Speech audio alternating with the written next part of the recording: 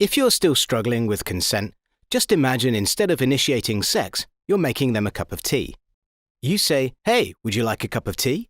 And they go, "Oh my God, I would love a cup of tea, thank you." Then you know they want a cup of tea. If you say, "Hey, would you like a cup of tea?" And they're like, I'm not really sure.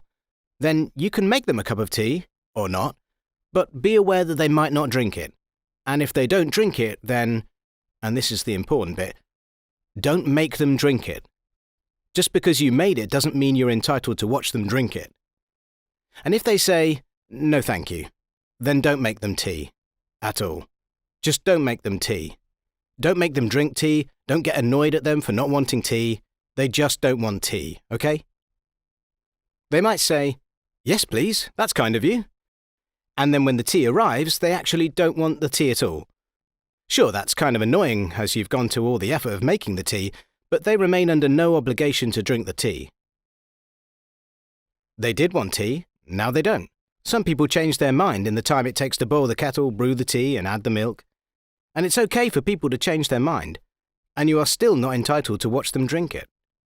And if they are unconscious, don't make them tea. Unconscious people don't want tea, and they can't answer the question, "Do you want tea?" because they're unconscious. Okay, maybe they were conscious when you asked them if they wanted tea, and they said yes, but in the time it took you to boil the kettle or brew the tea and add the milk, they are now unconscious. You should just put the tea down, make sure the unconscious person is safe, and this is the important part again, don't make them drink the tea. They said yes then, sure, but unconscious people don't want tea. If someone said yes to tea, started drinking it, and then passed out before they'd finished it, don't keep on pouring it down their throat. Take the tea away.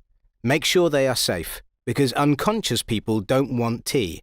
Trust me on this. If someone said yes to tea around your house last Saturday, that doesn't mean they want you to make them tea all the time. They don't want you to come around to their place unexpectedly and make them tea and force them to drink it, going, "But you wanted tea last week," or to wake up to find you pouring tea down their throat going, "But you wanted tea last night." If you can understand how completely ludicrous it is to force people to have tea when they don't want tea, and you are able to understand when people don't want tea, then how hard is it to understand when it comes to sex? Whether it's tea or sex, consent is everything. And on that note, I'm going to make myself a cup of tea.